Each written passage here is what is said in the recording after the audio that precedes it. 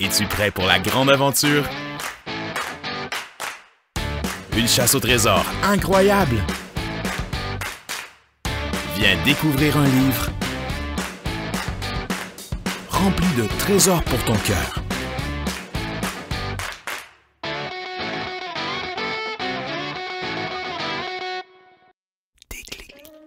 Hey, salut! Je suis contente de te voir aujourd'hui. Ça fait tellement longtemps que l'on ne s'est pas vu. Et est-ce que tu as remarqué? Oui, j'ai changé mon décor dans ma maison.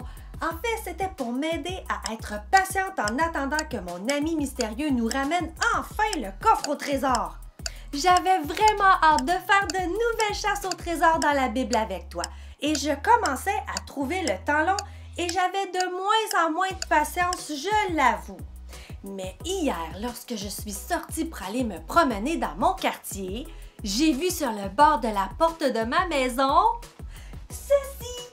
Regarde! C'est un nouveau coffre au trésor! Et il est très spécial! Il n'a pas de cadenas! En fait, pour pouvoir débarrer le coffre, je dois utiliser ce qu'il y a directement sur le coffre. Regarde! Et mon ami mystérieux m'a aussi envoyé un message sur lequel il est indiqué tout ce qu'il y a de nouveau à savoir pour les nouvelles chasses au trésor que nous allons faire ensemble. Et il m'a bien expliqué, pour pouvoir débarrer le coffre, nous devons faire la même chose que les dernières chasses au trésor que nous avons fait ensemble. Nous devons utiliser les chiffres que nous allons voir dans la vidéo de l'histoire biblique. Et justement, il m'a aussi envoyé la vidéo de l'histoire biblique d'aujourd'hui. Es-tu prêt à l'écouter avec moi? Génial! Je vais aller chercher ma tablette. Alors, la vidéo de l'histoire biblique, elle est ici. Tu es prêt? C'est parti! Voici Jésus. Il est le Fils de Dieu et le Sauveur du monde. Jésus est né à Bethléem dans une étable, car il n'y avait plus de place pour eux dans la ville.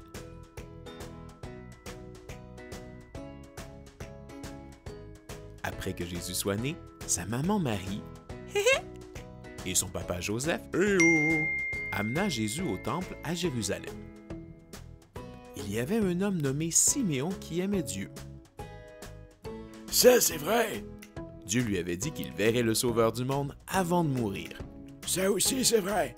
Quand Marie et Joseph arrivèrent dans le temple, Siméon était là. Oh, wow! Quand Siméon vit Jésus, il le prit dans ses bras et le bénit. Merci! Il déclara qu'il était l'enfant promis qui devait venir sauver le monde. C'est vrai! Marie et Joseph étaient surpris par ce qu'il disait. Il y avait aussi dans le temple une femme nommée Anne. Qu'est-ce qui se passe? Lorsqu'elle vit le bébé que Siméon portait dans ses bras et qu'elle entendit tout ce qu'il disait sur lui, elle remercia Dieu et dit à tout le monde que le Sauveur était parmi eux. Yeah!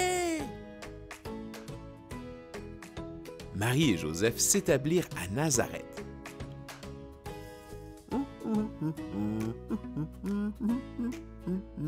Jésus grandit, il devenait fort et rempli de sagesse.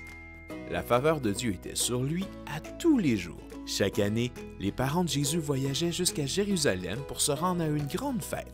Quand Jésus avait 12 ans, allez! Ils se rendirent à Jérusalem comme ils faisaient à chaque année.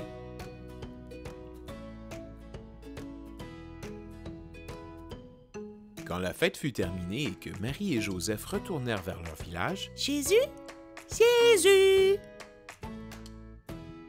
Tu l'as vu? Oh oh! ils remarquèrent que Jésus n'était pas avec eux. Oh oh! Viens! Ils retournèrent à Jérusalem pour le chercher. On a perdu Jésus. Je ne l'ai pas vu. Ils le cherchèrent partout. Jésus? Ce n'est pas lui. Jésus? Après 3 jours, ils trouvèrent Jésus dans le temple. Jésus était assis au milieu des prêtres et des hommes qui posaient des questions à Jésus. Jésus! Salut maman! Quand Marie et Joseph virent Jésus, ils dirent « Pourquoi as-tu fait cela? Nous t'avons cherché partout. » Mais Jésus leur dit « Pourquoi me cherchiez-vous? Vous ne saviez pas que je serais dans la maison de mon Père? » Mais ses parents ne comprirent pas ce que Jésus leur disait. À la prochaine! Bye, Jésus! Alors Jésus s'en alla avec eux et retournèrent à Nazareth, où il obéissait à ses parents. Il continua à grandir avec sagesse et avec la faveur de Dieu sur lui. Wow, tu as vu, Jésus a déjà été un enfant comme toi. Lorsque nous fêtons Noël, nous célébrons la venue de Jésus sur terre. Et quand il est venu, il était un simple petit bébé. Et ensuite, dans la Bible, nous lisons plusieurs histoires de miracles et d'enseignements que Jésus a fait en étant un adulte. Mais Jésus, il n'a pas été un bébé et ensuite, pouf, un adulte. C'est impossible! Jésus a déjà été un enfant comme toi. Quand tu es né, tu étais un bébé. Tu as grandi et tu es devenu un enfant. Tu vas continuer à grandir et tu vas devenir un adolescent et finalement, tu deviendras un adulte comme moi. Eh bien, Jésus a vécu la même chose. Il a déjà été un enfant comme toi. Il a joué comme toi. Il s'est fait des amis comme toi. Mais il ne faut pas oublier que Jésus, lui, est le Fils de Dieu. Il n'a jamais rien fait de mal. Il a toujours écouté ses parents, Marie et Joseph. Même si nous avons vu dans l'histoire biblique d'aujourd'hui que Jésus s'est rendu tout seul au temple, il n'a rien fait de mal, car il a fait ce que Dieu son Père lui avait demandé de faire. Jésus n'a donc jamais désobéi à ses parents. Il a toujours fait ce que ses parents lui ont demandé de faire. Wow, moi ça m'est déjà arrivé de ne pas écouter mes parents. Et je sais que toi aussi, ça t'arrive de ne pas faire ce que tes parents te demandent. Avec l'histoire que nous venons d'écouter, j'ai vraiment hâte de découvrir le verset d'aujourd'hui. Mais pour pouvoir trouver le verset dans la Bible, nous avons besoin du code secret qui est dans le coffre. Et pour ouvrir le coffre, nous avons besoin des chiffres qu'il y avait dans la vidéo de l'histoire biblique. Est-ce que tu te souviens de ces chiffres? Il y avait le 6, le 1 et le 8. J'ai trop hâte d'ouvrir ce nouveau coffre.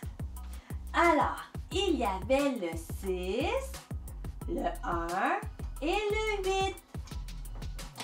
Oh, wow! Oh, mais il n'y a pas de parchemin. Il y a un message et il y a un téléphone. Je vais lire le message. Le code secret se trouve dans le téléphone. Tu le verras dès que tu auras entré les chiffres pour déverrouiller le téléphone. Les chiffres sont les mêmes que pour ouvrir le coffre. Et oui, regarde, il y a des chiffres. J'ai trop hâte de déverrouiller ce téléphone. Mais avant de découvrir le code secret d'aujourd'hui, nous allons chanter un chant ensemble, car j'ai besoin de chanter et de bouger. Es-tu prêt à chanter avec moi? Génial! Si tu ne connais pas le chant, ce n'est pas grave. Tu n'as qu'à faire les gestes. Tu vas voir, c'est facile.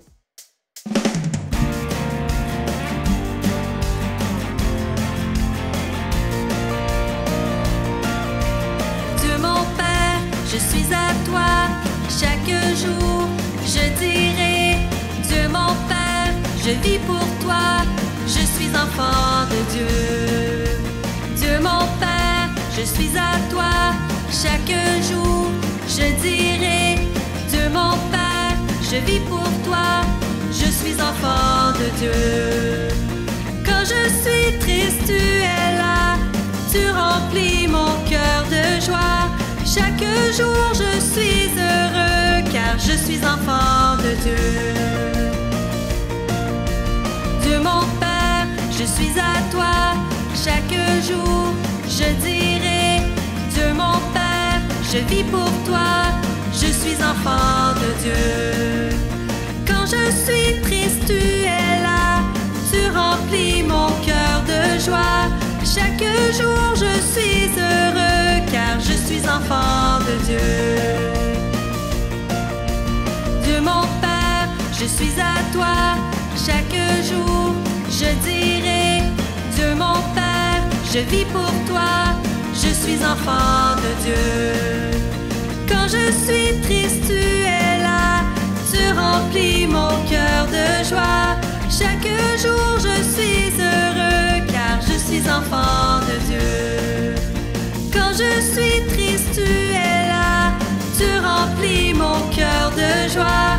Chaque jour je suis heureux, car je suis enfant de Dieu, car je suis enfant de Dieu.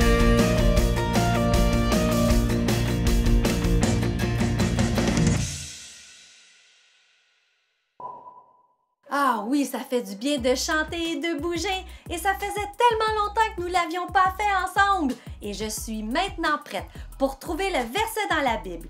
Mais pour avoir le code secret, il faut déverrouiller le téléphone.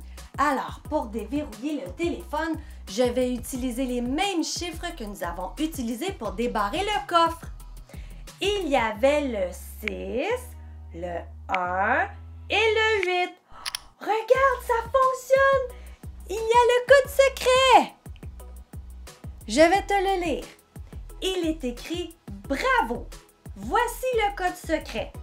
Deutéronome 6:18, Ancien Testament, première phrase. » Allons chercher ce verset dans la Bible. Alors, si tu te souviens bien, la Bible est séparée en deux sections. L'Ancien Testament et le Nouveau Testament. Et le code secret dit que je dois trouver le livre de Deutéronome dans l'Ancien Testament. Alors cherchons. Le livre de Deutéronome, il est ici. Et je dois trouver le chapitre 6, comme le premier chiffre qu'il y avait dans la vidéo de l'histoire biblique. Ici. Et le verset 18, pour les chiffres 1 et 8 qu'il y avait aussi dans la vidéo. Je l'ai trouvé, je te lis le verset, la première phrase comme le code secret le dit. Faites ce qui est droit, ce qui plaît au Seigneur. Deutéronome 6:18. Wow, Dieu nous demande de faire toujours ce qu'il aime. Dieu n'aime pas le mal, il n'aime pas le péché, il n'aime donc pas les mauvais comportements. Nous devons toujours faire le bien autour de nous. Je sais, ce n'est pas facile à faire. Même moi, en tant qu'adulte, j'ai de la difficulté à toujours faire le bien autour de moi. Mon ami mystérieux m'a envoyé une nouvelle vidéo de Robinson. Il paraît qu'il n'est plus dans la jungle, qu'il est parti explorer un endroit fascinant. Allons regarder cette vidéo. Je suis certaine qu'elle va nous aider à mieux comprendre ce verset. Je vais aller chercher ma tablette. La voici. Tu es prêt? C'est parti! Oyez, petits aventuriers! Et oui, c'est moi, Robinson. Je sais, je ne suis plus dans la jungle. J'ai décidé d'aller explorer l'espace. D'ici, je peux voir d'autres planètes, le soleil, la lune et même la Terre. Toute la Terre vue de très haut, c'est vraiment beau. Et j'ai su que toi aussi, tu as continué à explorer le plus merveilleux des livres, la Bible. Bravo! Maintenant, allons découvrir ce que veut dire ce verset. Ce verset veut simplement te dire de faire ce qui est bien, de faire les bons choix. Dieu aime quand tu fais le bien, quand tu décides de faire ce qui est bon. Je sais que ce n'est pas toujours facile de faire le bien, mais Dieu est là pour t'aider. Et Jésus a déjà été un enfant comme toi. Il sait ce que tu vis. Faire le bien doit devenir un choix simple. Laisse-moi te montrer.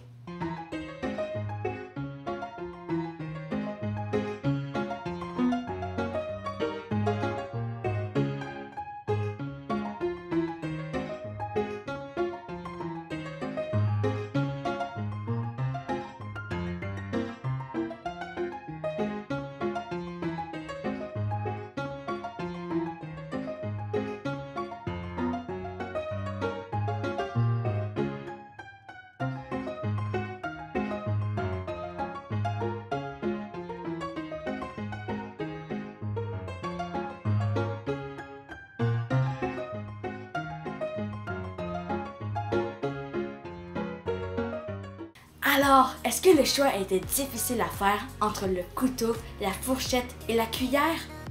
Eh bien non, c'est très évident que nous devons utiliser une cuillère pour manger de la soupe. Alors, il faut que le choix de faire le bien devienne aussi facile que de choisir le bon ustensile pour manger de la soupe. Il faut donc faire ce que le verset nous dit. Nous allons donc apprendre ensemble ce verset que tu viens de découvrir. Deutéronome 6:18. Je te montre les gestes. Tu es prêt? Faites ce qui est droit, ce qui plaît au Seigneur. Deutéronome 6:18. Super! Alors continue à mémoriser le verset avec les gestes et je sais que tu vas réussir à le connaître et à le garder là, dans ton cœur. Bonne chance, petits aventuriers! Est-ce que tu as réussi à faire les gestes du verset avec Robinson? Nous allons les refaire ensemble. Faites ce qui est droit, ce qui plaît au Seigneur. Deutéronome 6:18. On le refait une dernière fois. Faites ce qui est droit, ce qui plaît au Seigneur. Deutéronome 6:18. C'est super ce que Robinson nous a expliqué. Mais évidemment, pour Jésus, lorsqu'il était enfant, c'était facile de toujours faire le bien, de faire les bons choix. Mais pour nous, pour toi et pour moi, ce n'est pas toujours facile, je le sais. Mais je sais que Dieu est là pour nous aider à faire le bien et il nous donne même des outils pour y arriver. Laisse-moi te montrer. Tu vois cette jolie plante? Eh bien, pour que les plantes poussent bien, elles ont besoin de 3 choses. Elles ont besoin de soleil ou de lumière. Elles ont besoin d'eau et aussi de bonne terre. Eh bien, Dieu, pour nous aider à faire le bien, nous donne aussi 3 choses. La première chose, c'est la prière, ce qui te permet de lui parler tous les jours et de lui demander de t'aider à toujours faire le bien autour de toi. La deuxième chose, c'est sa parole, la Bible.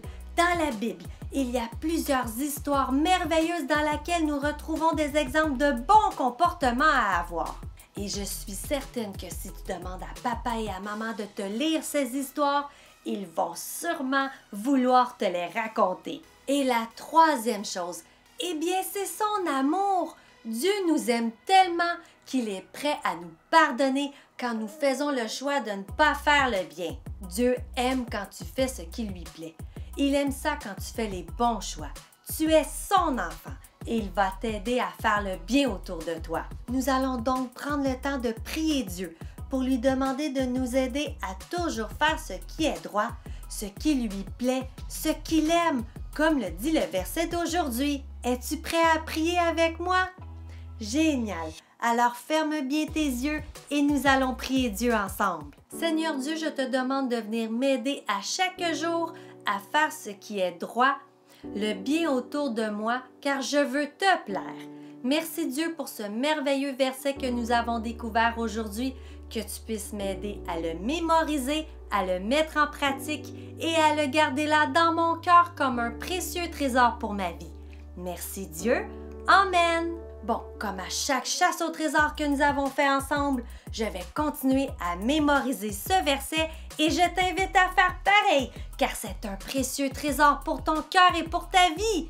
Et je n'ai pas remarqué dans le coffre que j'avais une récompense, une clé, comme à chaque fois que je réussissais à trouver un verset dans la Bible. Je vais aller voir dans le coffre au cas où je n'aurais pas bien regardé.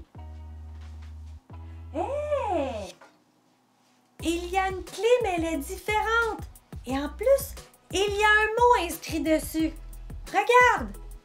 Il est écrit entier et il n'y a aucune explication dans le coffre. Je ne sais pas quoi faire avec. Même dans le message de mon ami mystérieux, il ne m'en a pas parlé. Je crois que pour l'instant, je vais la mettre dans mon sac.